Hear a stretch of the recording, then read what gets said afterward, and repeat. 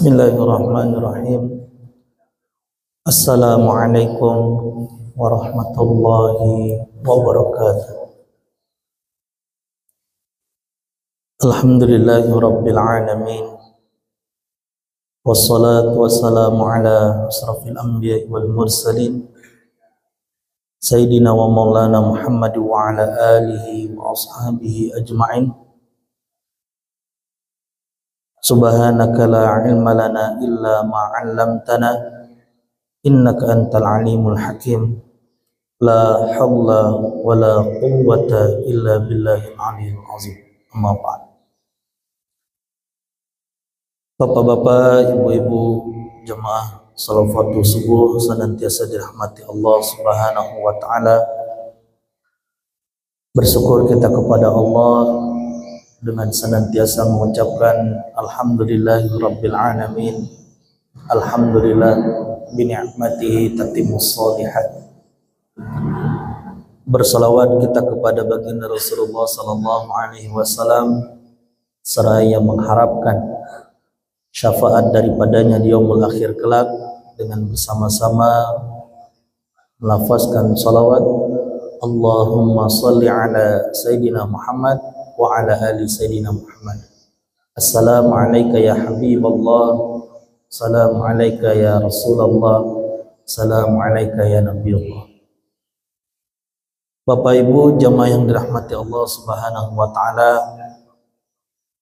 kembali bersama-sama kita niatkan apa yang telah kita usaha dan upayakan di pagi yang penuh dengan keberkahan ini, baik usaha yang telah kita maksimalkan untuk dapat melaksanakan sholat berjamaah di awal waktu yang penuh dengan keberkahan ini pula, lantas kemudian kita pun masih beristiqamah dalam melaksanakan rangkaian ibadah lainnya hingga menuju waktu Isra dengan rangkaian amal ibadah lainnya, diantaranya adalah i'tikaf, agar apa yang kita laksanakan, apa yang kita kerjakan, mari bersama-sama kita niatkan dalam hati, baik menuntut ilmu, i'tikaf, berzikir, membaca Al-Quran, dan rangkaian ibadah-ibadah lainnya. Di antaranya kita membaca niat i'tikaf agar bernilai ibadah di sisi Allah Subhanahu wa taala. Bismillahirrahmanirrahim. Nawaitu an a'takifa fi hadzal masjid sunnatadillahi ta'ala. Bapak Ibu jamaah yang dirahmati Allah Subhanahu wa taala, di pagi yang penuh dengan keberkahan ini pula sama-sama kita mengkaji ulang ataupun mengulang kaji sirah sahabah yang kita ambil daripada Suruh Hayatus Sahabah, yang mana wasilah di pagi yang penuh dengan keberkahan ini pula kita mengupas tentang perjalanan kehidupan hayat-hayat sahabat, hayat-hayat sahabat Rasulullah sallallahu alaihi wasallam yang insya Allah dari kisah perjalanan hidupnya akan menjadikan bekal untuk kita, baik bekal kita di dunia maupun di akhirat, sehingga apa yang kita kerjakan, apa yang sama-sama kita dapat istiqomahkan dalam kebaikan, benar-benar berdasar daripada Al-Quran dan hadis Rasulullah sallallahu alaihi wasallam. Amin Allahumma amin. Bapak Ibu jamaah yang dirahmati Allah Subhanahu wa taala, di beberapa waktu lalu kita sama-sama membahas ataupun mengkaji sirah sahabah, tepatnya adalah Anas bin Malik, yang sama-sama kita ketahui sejarah singkat daripada sahabat Anas bin Malik merupakan anak angkat Rasulullah sallallahu alaihi wasallam, yang sebelumnya pun ia memiliki orang tua yang penuh dengan keistimewaan, keutamaan terhadap Allah Subhanahu wa taala.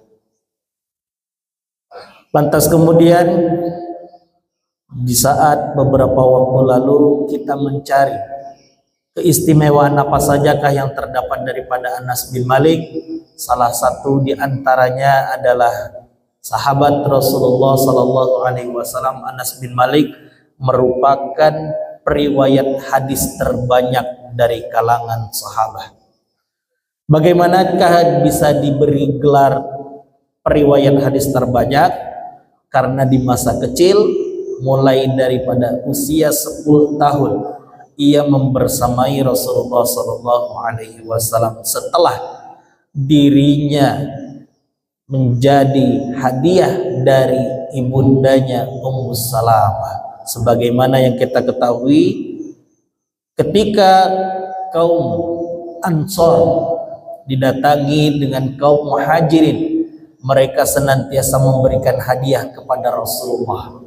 Inilah hadiah yang satu-satunya diberikan Ummu Salamah kepada Rasulullah adalah seorang anak yang mana ayahnya telah terlebih dahulu meninggal dunia, sehingga Ummu Salamah memberikan pendidikan bimbingan terhadap Anas bin Malik dengan penuh kasih sayang.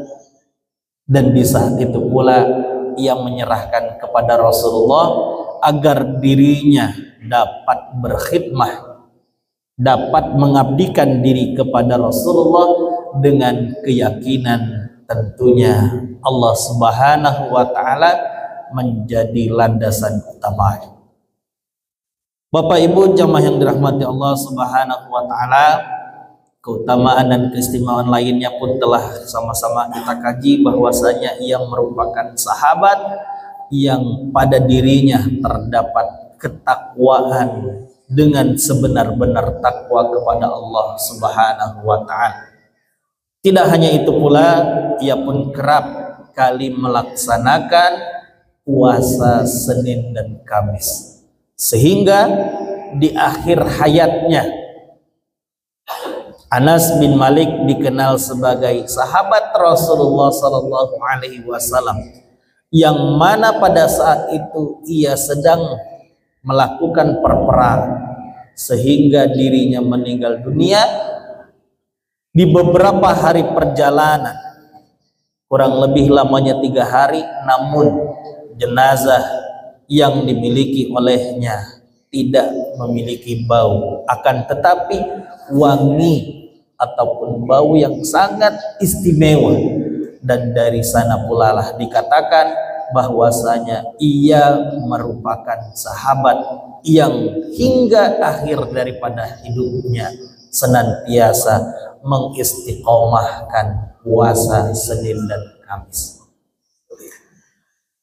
Dari cerita singkat ini sama-sama kita ambil pelajaran muhasabah untuk dapat kita jadikan bekal melalui sahabat Anas bin Malik, agar senantiasa diri kita bertakwa kepada Allah Subhanahu wa Ta'ala dengan cara suka dan duka apapun yang datang kepada diri kita, sehingga benar-benar Allah lah tujuan daripada hidup kita, tujuan daripada penciptaan diri kita. Sebagaimana dalam Al-Quran Allah jelaskan, wa ma khalaqtul jinna wal insa illa liya'budun. Tiada lain dan tiada bukan, Allah Subhanahu wa Ta'ala menciptakan jin dan manusia kecuali untuk beribadah kepada Allah Subhanahu wa Ta'ala.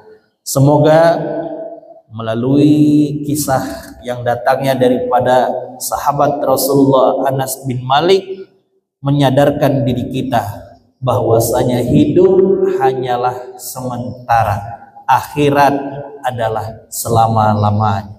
Amin Allahumma amin.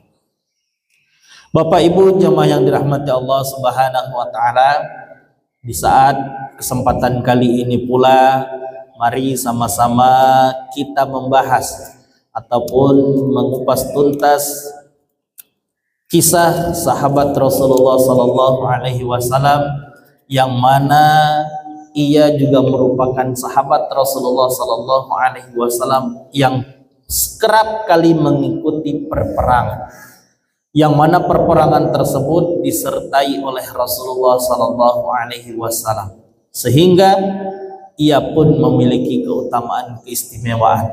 Namun sejatinya setiap apa yang kita jadikan keistiqomahan ataupun bergambar ataupun bahasa lainnya adalah kita jadikan panutan, Allah Subhanahu wa taala telah memberikan di dalam Al-Qur'an sebaik-baiknya panutan kita adalah Rasulullah sallallahu alaihi wasallam.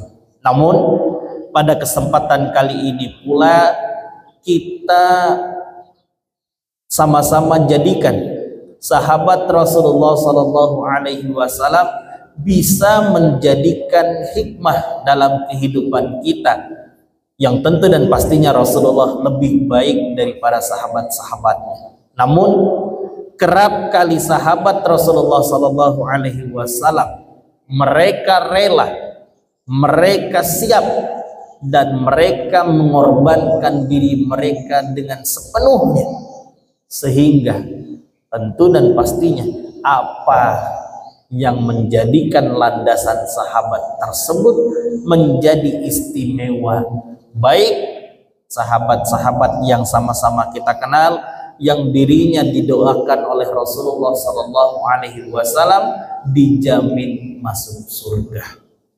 Namun di pagi ini kita tidak hanya mengambil hikmah dan pelajaran, kita juga mengambil tentu dan pastinya pelajaran baik dan pelajaran buruk, sehingga kita bisa membedakan manakah yang dapat kita jadikan contoh seutuhnya, mana pula sebaliknya dapat kita tinggalkan, sehingga kita tidak terjerumus dalam hidup yang sekiranya hanya sesaat di dunia ini. Bapak Ibu jamaah yang dirahmati Allah Subhanahu wa taala, ini merupakan sahabat yang dikenal dengan nama Tha'labah bin Khatib. Ia merupakan sahabat Rasulullah sallallahu alaihi wasallam, memiliki keutamaan dan keistimewaan ketakwaan yang sangat dalam. Namun ketakwaan dari sahabat Rasulullah sallallahu alaihi wasallam Tha'labah bin Khatib ini hanya sebatas sesaat. Inilah yang kita maksud. Ada apa dengan dirinya dikatakan sahabat Rasulullah sallallahu alaihi wasallam telah mengikuti perperangan, di antaranya adalah perang Badar. Namun sahabat Rasulullah pun menjadikan dirinya pelajaran, karena yang tadinya ia merupakan sahabat Rasulullah taat beribadah kepada Allah Subhanahu wa taala, lantas kemudian ia berpaling. Ia pun masih hidup bersama dengan Rasulullah sallallahu alaihi wasallam. Dari manakah kita mengetahui bahwasanya ia berpaling kepada Rasulullah, bahkan kepada Allah Subhanahu wa taala, disebabkan turunnya ayat daripada Allah kepada Nabi Muhammad sallallahu alaihi wasallam. Suatu ketika sahabat Rasulullah Tha'labah bin Khatib merupakan ahli dalam bertakwa kepada Allah Subhanahu wa taala, yang dikenal dari para sahabat lainnya. Sebelum azan dikumandangkan, dirinya senantiasa berada di masjid yang penuh dengan kegembiraan dekat dengan Allah Subhanahu wa taala. Tentu dan pastinya kita menyadari azan belum dikumandangkan, dirinya telah berada di masjid. Rangkaian ibadah apapun ia kerjakan, baik salat sunnah wudu, salat sunnah tahiyatul masjid, berzikir, membaca Al-Quran, sehingga azan dikumandangkan, ia pun merupakan orang yang pertama berada di masjid tersebut. Namun yang menjadi permasalahan ketika selesai daripada pelaksanaan sholat. Rasulullah Shallallahu Alaihi Wasallam senantiasa memperhatikan sahabat-sahabatnya. Rasulullah menyadari sahabat yang kerap kali berada di masjid di awal waktu adalah Sa'labah. Namun begitu pula setelah pelaksanaan sholat itu selesai, diakhiri dengan salam tanpa berzikir, tanpa memanjatkan doa, sahabat Rasulullah Sa'labah pun bergegas kembali menuju rumahnya. 1, 2, 3 kali Rasulullah memantau. Di saat yang sama, ketika itu pula Rasulullah bertanya, "Wahai sahabatku, aku kerap kali menyaksikan, kerap kali melihat dirimu adalah orang yang pertama kali datang ke masjid. Namun di saat itu pula aku menyadari dirimulah orang yang paling pertama keluar daripada masjid yang mana belum melaksanakan zikir dan doa kepada Allah Subhanahu wa ta'ala. Ada apa dengan mendengarkan pertanyaan daripada Rasulullah yang diberikan kepada Sa'labah? Di saat itu pula lah ia bertanya, "Wahai Rasulullah Sallallahu Alaihi Wasallam, sesungguhnya aku berusaha mendekatkan diriku kepada Allah Subhanahu wa ta'ala di awal waktu. Namun diriku tidak mampu melaksanakan zikir dan berdoa kepada Allah karena diriku hanya memiliki sarung selebar saja. Yang mana sarung yang aku gunakan saat ini akan dipergunakan istriku untuk melaksanakan sholat." Mendengar jawaban dari Sa'labah, maka terdiamlah Rasulullah.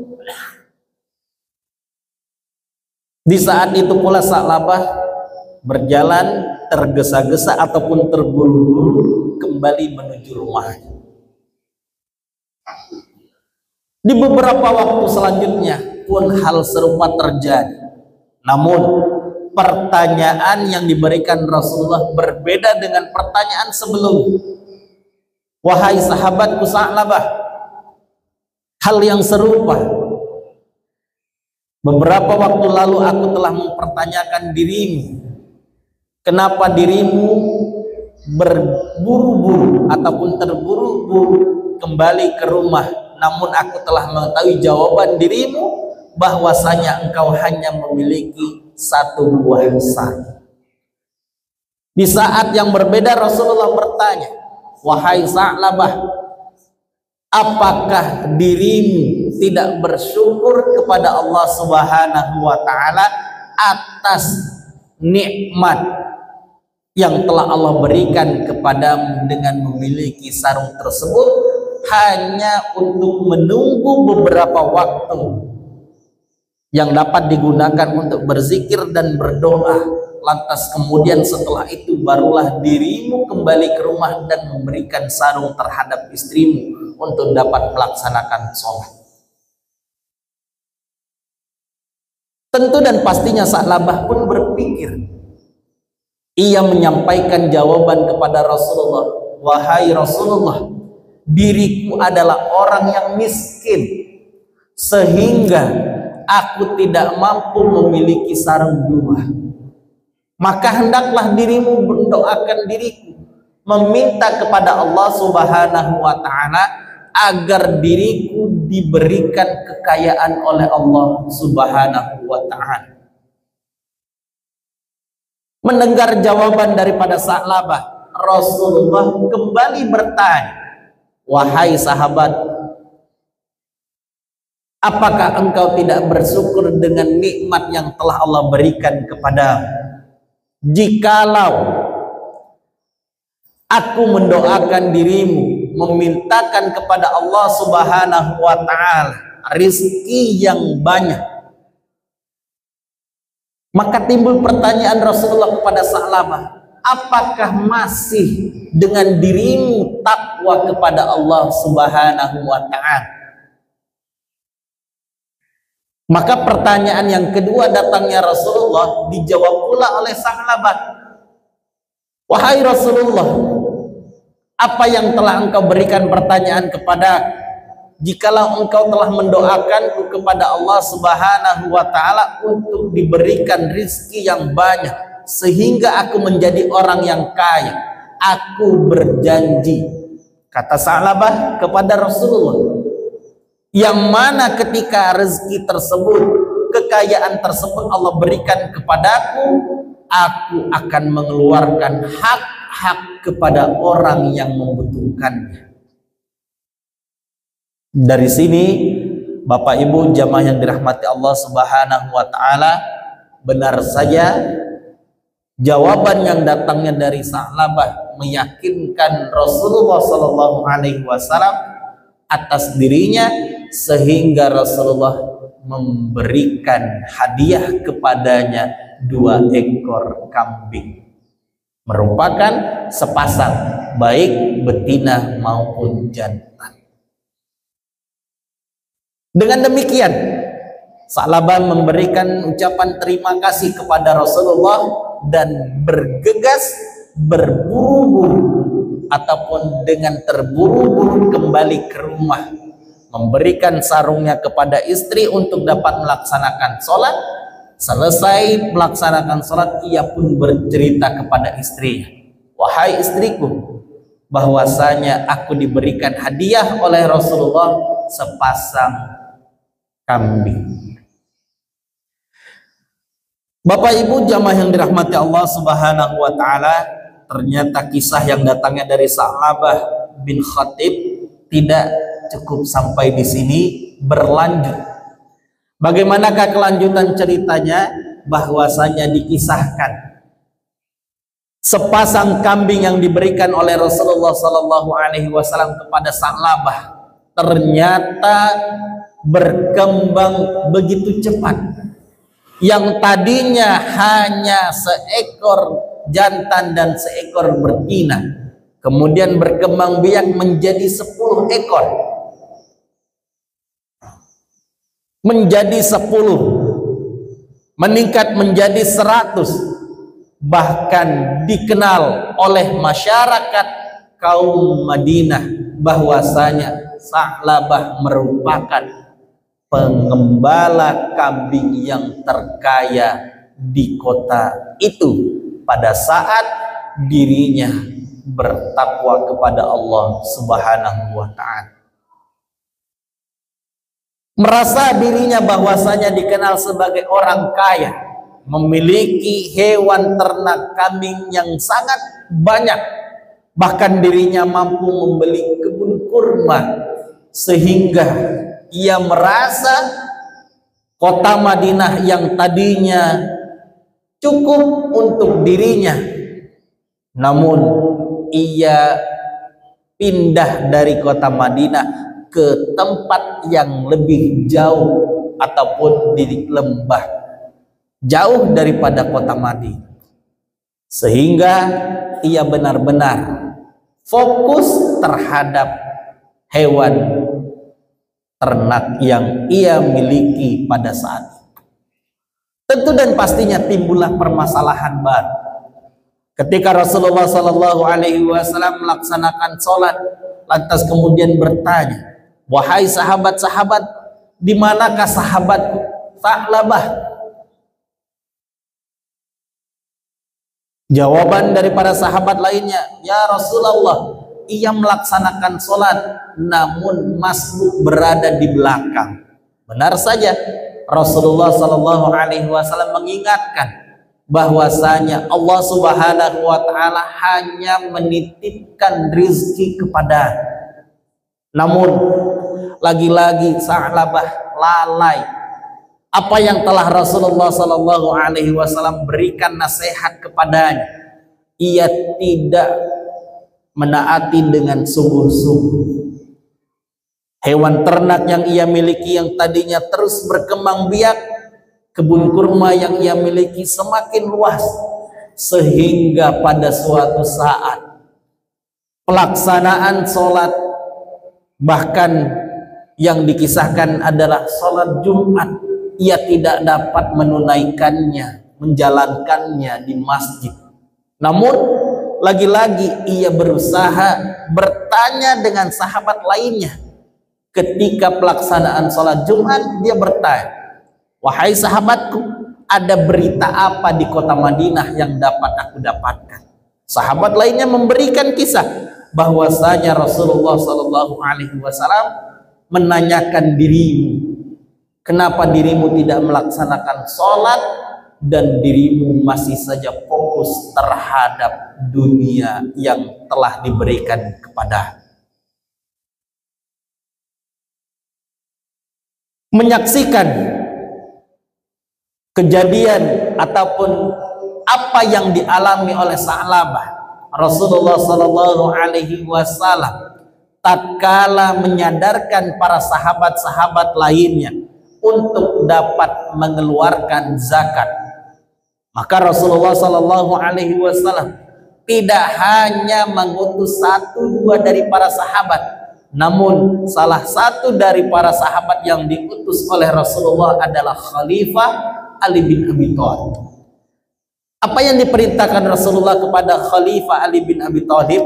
Rasulullah menyampaikan, "Wahai Ali dan sahabatku lainnya, datanglah kalian ke Sa'labah, mintakanlah zakat kepadanya, yang mana zakat tersebut akan diberikan kepada sahabat-sahabat lainnya yang dikatakan belum mampu ataupun tidak mencukupi daripada kehidupannya."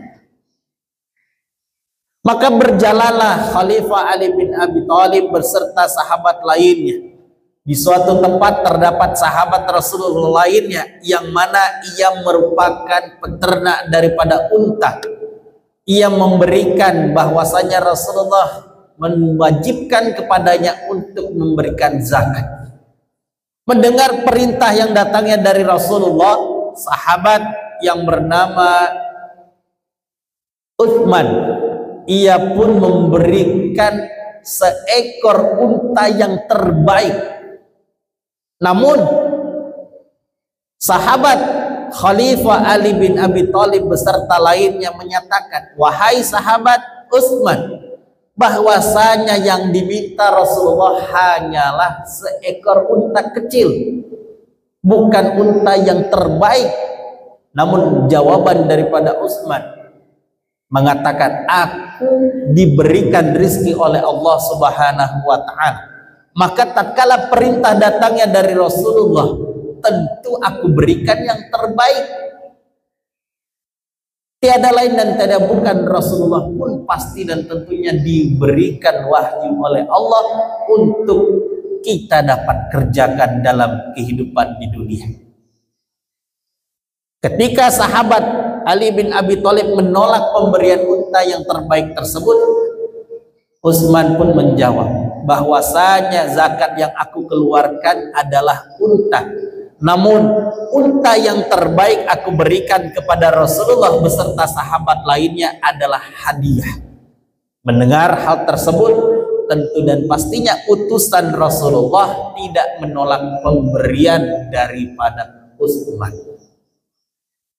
Setelah mendatangi sahabat pertama, kemudian berjalanlah Khalifah Ali bin Abi Thalib beserta sahabat lainnya ke tempat Sa'labah bin Khatib. Ia pun menyampaikan hal yang serupa, "Wahai sahabat Sa'labah, bahwasanya Rasulullah telah menyampaikan kepada kami untuk mengambil zakat yang Allah berikan kepadamu melalui rizki yang telah diberikan."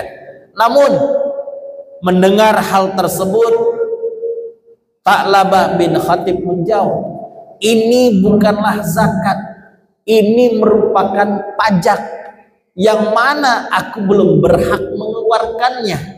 Maka kalian berdua pergilah dengan sahabat lainnya, aku belum siap memberikan hal tersebut." Maka sahabat yang diutus Rasulullah bersama Khalifah Ali bin Abi Thalib pun pergi dari tempat Sa'labah. Kembali kepada Rasulullah menyampaikan hal yang telah mereka dapati daripada perlakuan Sa'labah. Maka Rasulullah menegaskan, datangi kembali kepada tempat Sa'labah untuk meminta zakat daripada.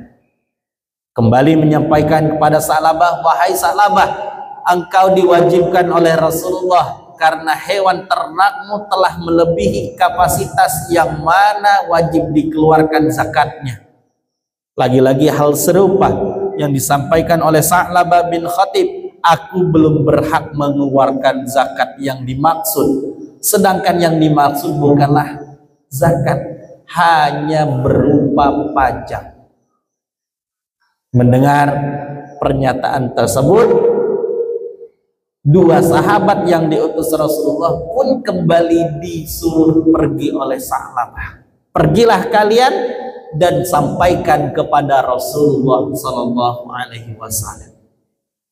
Bapak Ibu jamaah yang dirahmati Allah Subhanahu Wa Taala, tentu dan pastinya sahabat yang diutus Rasulullah pun merasakan hal yang jengkel. Sebelum mengadu kepada Rasulullah, Rasulullah mencegat dua orang tersebut untuk menyampaikan jawaban dari para Sa'labah. Maka Rasulullah menyampaikan, celakalah Sa'labah.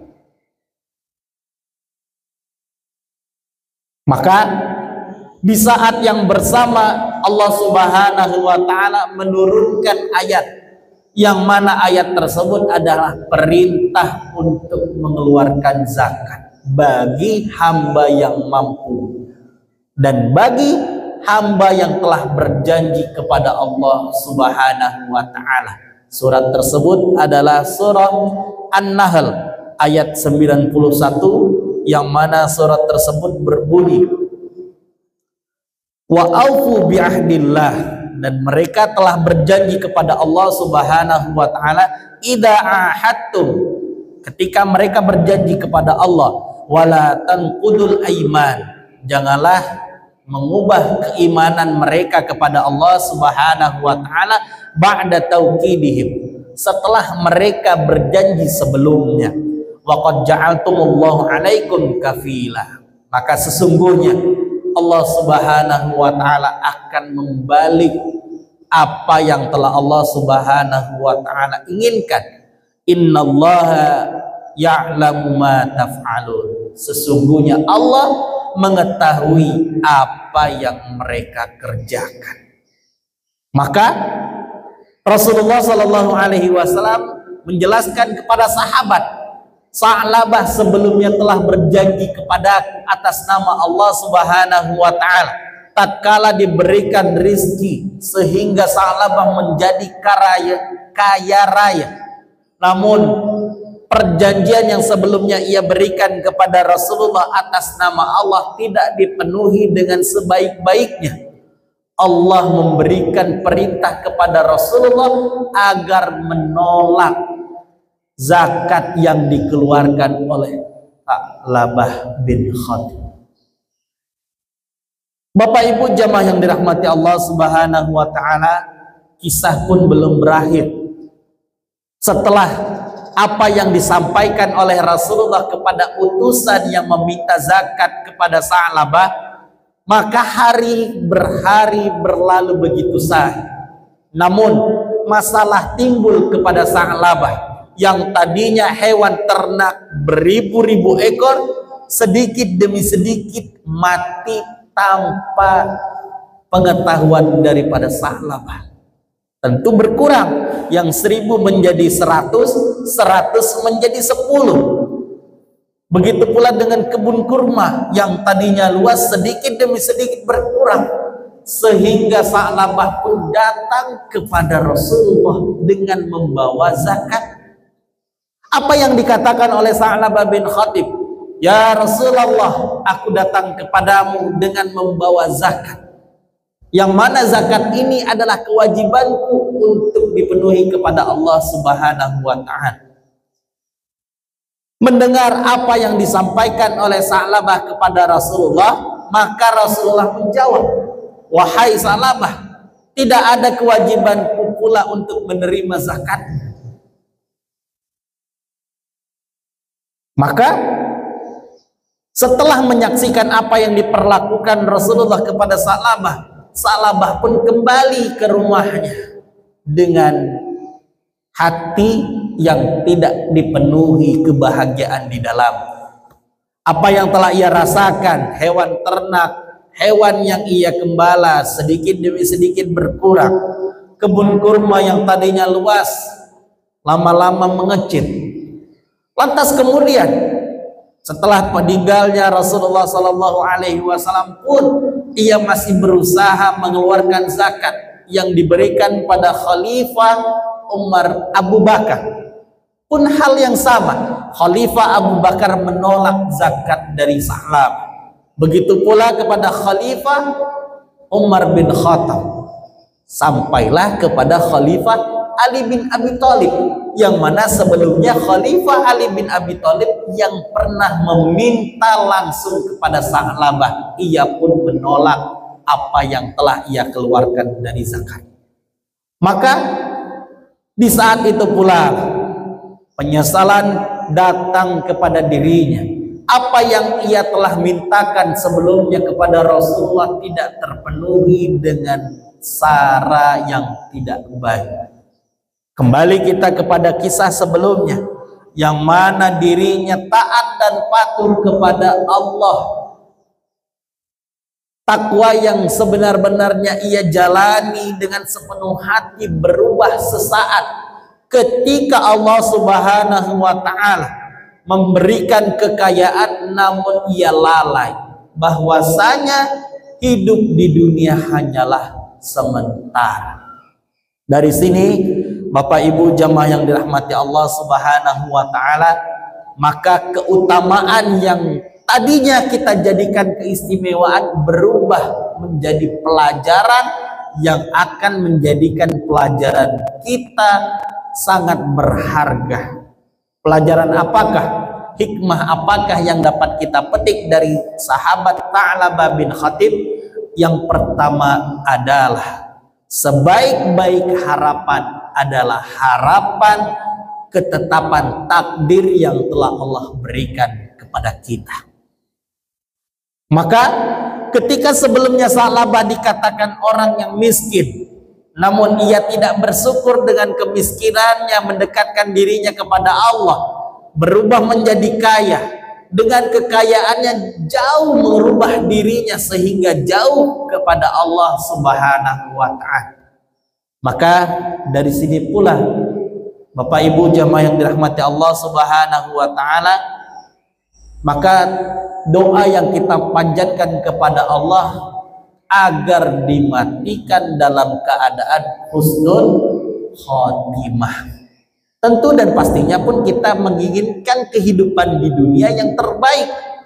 Maka timbullah hadis yang datangnya daripada Rasulullah SAW. Doa apa yang banyak Rasulullah panjatkan kepada Allah? Di dalam hadis Nabawi dikatakan aksar doa yang banyak dipanjatkan oleh Rasulullah SAW kepada Allah. Rabbana atina fid dunya hasanah. Ya Allah, ya Tuhan kami, berikanlah kami kehidupan yang baik di dunia, wa fil akhirati hasanah. Begitu pula dengan kehidupan yang kelak di akhirat dalam keadaan baik. Wa fil akhirati hasanah wa qina azabannar, dan jauhkan diri kami dari siksa api neraka. Bapak Ibu jamaah yang dirahmati Allah Subhanahu wa ta'ala, ini merupakan doa yang dipanjatkan Rasulullah kepada Allah. Maka kapanpun dan dimanapun mari kita perbanyak doa ini, karena sejatinya kita meminta kepada Allah kehidupan dunia yang baik, kehidupan akhirat yang baik, dan tidak melupakan bahwasanya azab Allah itu pasti datang. Maka jauhkanlah diri kami dari siksa api neraka. Pelajaran selanjutnya yang dapat kita ambil dari Sa'labah adalah menepati janji. Rasulullah Shallallahu Alaihi Wasallam melalui hadis yang menjelaskan, qala Rasulullah Shallallahu Alaihi Wasallam, ayatul munafik salat, tanda-tanda orang munafik ada 3.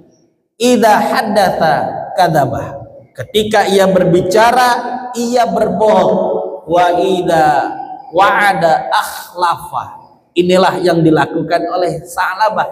Ketika berjanji ia tidak menepati janji.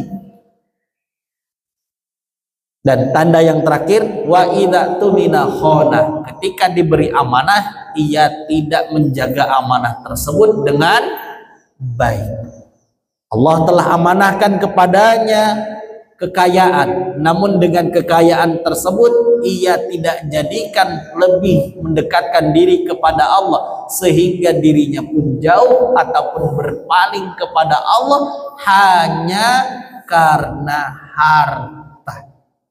Maka Bapak Ibu jamaah yang dirahmati Allah Subhanahu wa taala, jangan sampai apa yang telah Allah berikan kepada kita melalui surah Al-Kahfi dijelaskan al-mal, harta, wal banun, anak keturunan kita, hanya zinatul hayatid dunia, merupakan perhiasan selagi kita hidup di dunia.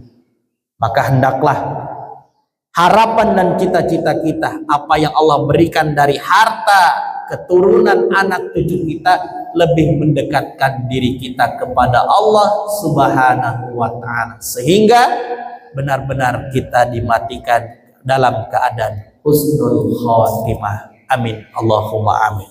Mungkin hanya cukup sampai di sini di pagi yang penuh dengan keberkahan ini, sehingga dapat menjadi bekal untuk kita semua. Kita pun tidak menjadi contoh dari para sahabat Sa'labah bin Khatib, sehingga Allah benar-benar berikan rizki anak keturunan kepada kita, namun tetap mendekatkan diri kita kepada Allah Subhanahu wa ta'ala. Amin Allahumma amin. Dengan demikian kita tutup dengan bersama berdoa. Bismillahirrahmanirrahim. Alhamdulillahirabbil alamin, wassalatu wassalamu ala asrafil anbiya'i wal mursalin sayyidina wa maulana Muhammadin wa ala alihi wa ashabihi ajma'in. Allahumma inna nas'aluka husnal khatimah, Allahumma inna nas'aluka al-jannah, Allahumma inna nas'aluka al-'afwa wal 'afiyah fid din wad dunya wal akhirah. Rabbana zalamna anfusana wa illam taghfir lana wa tarhamna lanakunanna minal khasirin.